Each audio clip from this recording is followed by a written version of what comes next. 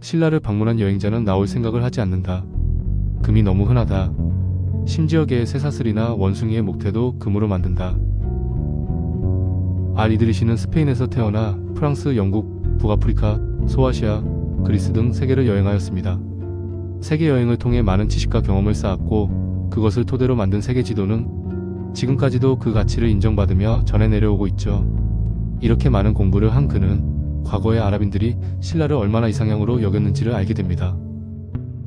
신라는 서방과도 교류를 많이 했는데 특히 아랍인들과 교류를 많이 했습니다. 신라를 찾은 아랍인들은 신라의 부유함과 청결함 그리고 아름다움을 칭송하며 동방의 이상향이라고 묘사했습니다.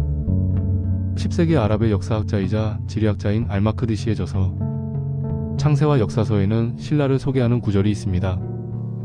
중국의 동쪽에 신라가 있는데 그 나라에 들어간 사람은 그곳이 공기가 맑고 제부가 많으며 땅이 비옥하고 물이 좋을 뿐만 아니라 주민의 성격이 또한 양호하기 때문에 그곳을 떠나려고 하지 않는다.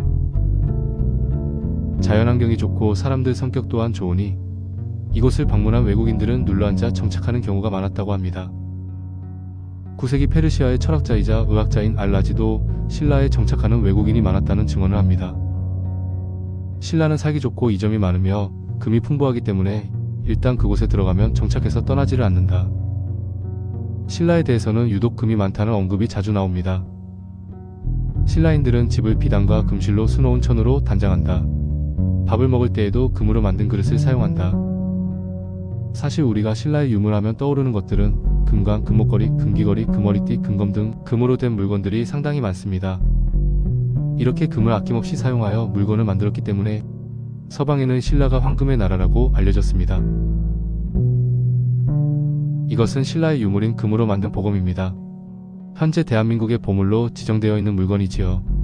재밌는 것은 유사품이 카자흐스탄과 같은 중앙아시아 지역이나 이란에서도 출토가 된다는 점입니다.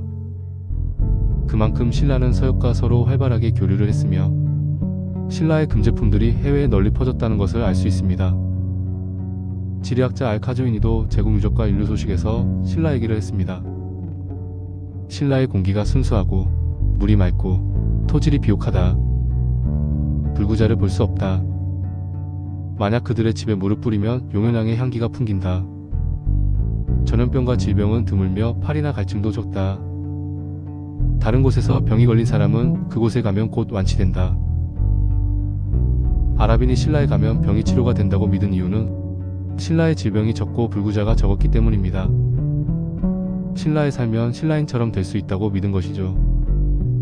같은 시대 중동과 가까이 위치한 유럽은 아주 더럽고 씻지도 않아 위생관념이 없는 수준이었는데 지구 반대편 신라인들은 아주 깨끗하고 청결하니 아랍인들은 문화 충격을 받을 수밖에 없었습니다. 게다가 알카주이니는 신라인의 외모를 극찬하기도 했습니다. 신라 주민들은 세상에서 가장 아름다운 외모를 가지고 있으며 병도 적다. 알카주이니가 외모를 보는 기준이 어떤지는 알 수 없습니다만 신라인의 외모가 어땠는지 보여주는 작은 단서가 있습니다. 아랍 상인 알타지르는 9세기 당나라를 여행하다가 여행기를 저술했는데 신라인에 대한 얘기도 있습니다. 중국은 바다 쪽으로 신라 군도에 막혀 있다. 신라인들은 백인이고 중국 황제와 평화롭게 지내며 황제에게 선물을 보내지 않으면 하늘에서 비가 내리지 않는다고 믿는다. 그 나라에는 흰매가 있다. 놀랍게도 알타지르는 신라인을 백인이라고 했습니다. 중국 대륙에는 신라인들이 모여 사는 신라방이 중국 동부 해안에 걸쳐 넓게 분포되어 있었습니다. 상인이었던 알타지르는 당나라를 여행하며 많은 중국인뿐만 아니라 바다무역에 종사하는 신라인들도 많이 만나봤을 겁니다. 그런데 신라인을 백인으로 본 것은 신라인의 외모가 중국인과는 분명한 차이가 있었다는 걸 암시합니다. 지금까지 본 것처럼 수많은 아랍인들이 신라를 칭송했으며 아랍과 신라는 서로 좋은 관계를 쌓아갔습니다. 아랍 상인들이 본격적으로 신라로 진출하는 8세기에서 9세기는 아랍과 동양이 문화적으로 꽃을 피우던 시기입니다. 세계적 대도시인 비잔틴 제국의 수도 콘스탄티노플에서 이슬람 제국의 수도 바그다드, 당나라의 수도 장안, 신라의 수도 경주까지 단 6개월이면 갈 수 있을 정도로 동서양의 교류가 활발했습니다. 육상 비단길인 실크로드뿐만 아니라 바닷길을 통해서도 쉽게 왕래할 수 있을 정도로 다양한 루트가 있었죠. 덕분에 아랍에서의 패션 명품 트렌드가 신라에 도달하는 데에 걸리는 시간은 6개월밖에 되지 않았습니다. 반대 방향도 마찬가지였죠. 아라건에서도 신라에 대한 기록이 많이 남아있는 이유가 이 때문입니다. 특히 장보고가 살해당한 9세기 중반 이후부터는 장보고의 공백을 메꾸기 위해 한반도 시장에 직접 진출하는 아랍 상인들이 급증했습니다. 당나라에 머물며 장보고를 통해서만 신라와 교역했던 아랍인들은 신라에 직접 들어와 보니 생각했던 것보다 너무 좋은 곳이라 충격을 받았습니다. 덕분에 아랍권에는 신라가 유토피아라고 알려지게 되었고, 많은 아랍인들이 신라의 환상을 가지고 질병을 치료하기 위한 휴양지, 남은 인생을 보장받기 위한 정치적 망명처로 신라행을 택했다고 합니다. 신라인은 농업, 목축업, 수공업 등 다양한 생산업에 종사했을 뿐만 아니라 상업, 물류, 유통업 등 사무역에도 종사하여 활발한 경제활동을 했습니다. 일본에 진출한 신라인들은 압도적인 항해 기술력으로 일본의 무역을 장악했고, 당나라에 진출한 신라인들은 당나라 조정으로부터 엄청난 특혜를 받으며 무역과 생산업에 종사했습니다.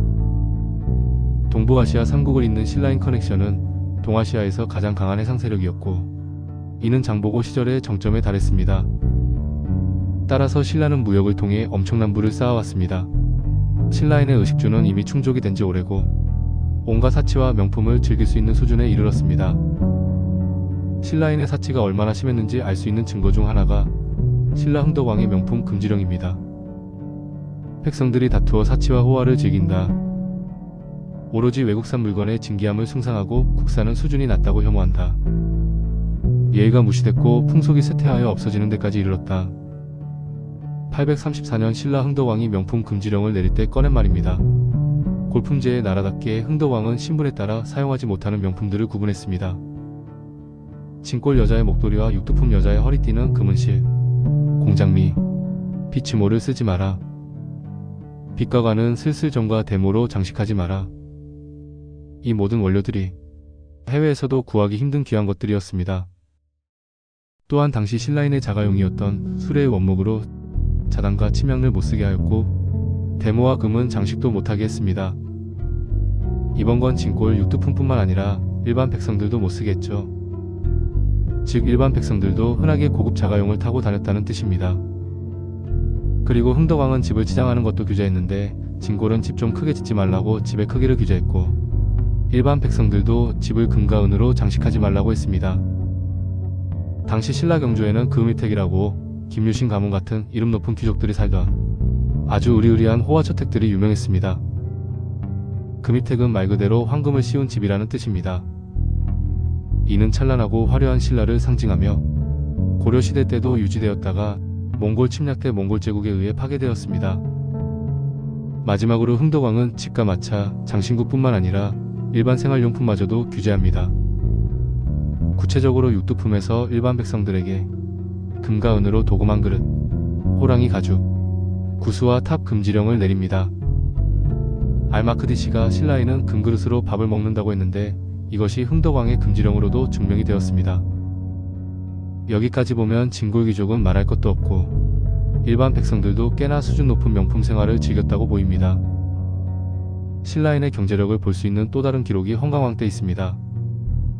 삼국유사의 헌강왕이 경주 시내를 내려다보며 신하와 나눈 대화 기록에 따르면, 경주 백성들은 밤낮으로 노래소리와 피리소리가 끊이질 않았고, 도성 안에 초가집이 하나도 없고 전부 기와로 지붕을 덮으며 나무를 쓰지 않고 수트로 밥을 지었다고 합니다. 이처럼 수많은 아랍 기록 그리고 국내 역사서도 신라인의 경제생활 수준이 아주 높았다고 얘기합니다. 신라가 황금의 나라인 건 아랍인만의 시선이 아닙니다. 8세기에 지어진 일본 서기를 보면 옆나라 일본조차도 신라를 황금의 나라라고 진술하고 있습니다. 이처럼 천년신라는 크기는 작지만 가늘고 길게 살았던 나라가 아니라 동서양 모두가 인정하는 부유하고 잘 사는 나라, 청결하고 민도가 높은 나라였습니다. 궁극의 역사였습니다.